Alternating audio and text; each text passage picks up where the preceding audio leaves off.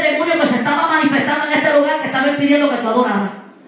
Y ese demonio me quiso atacar mi garganta aquí, en este altar. Mira, subió y me quiso atacar mi garganta.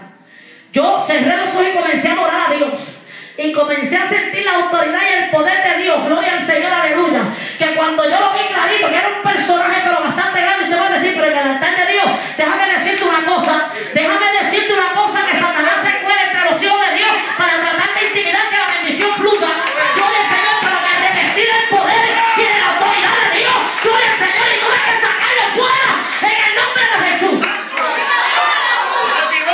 Una pelea terrible. Después cuando tuve esa lucha y esa batalla, amén, gloria al Señor, comencé a toser. Y comencé a toser en mi garganta me dolía. Y yo reprendiendo al diablo en el nombre de Jesús. Pero contigo será, yo vencí.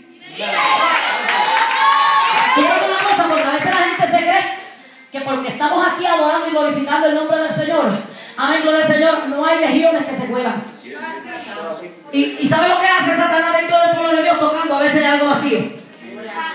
Mira, por eso es que hay que utilizar el poder y la autoridad de Dios. ¿Para qué? Para que cuando sucedan estas cosas, tú comiences a usar la autoridad y el poder de Dios para que puedas sacar toda legión de demonios fuera de tu vida.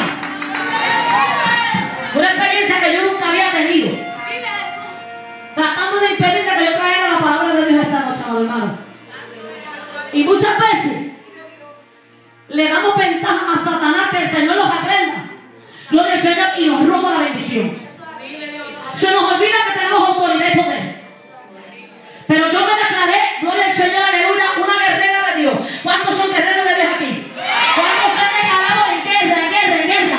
Estás peleando, pero declárate, amén, que eres más que un vencedor. A su nombre sea la gloria. Porque Dios nos llamó a nosotros, gloria al Señor, no solamente para tener el título de guerrero, sino también te llamó para que tú pudieras vencer en el nombre de Jesús. Y hablamos de guerra, hablamos de lucha, hablamos de un sinnúmero de cosas, amados hermanos. Pero una cosa nosotros tenemos que tener en cuenta es que en el momento de acción tú vas a decir, sabes que yo voy a pelear, pero voy a ganar.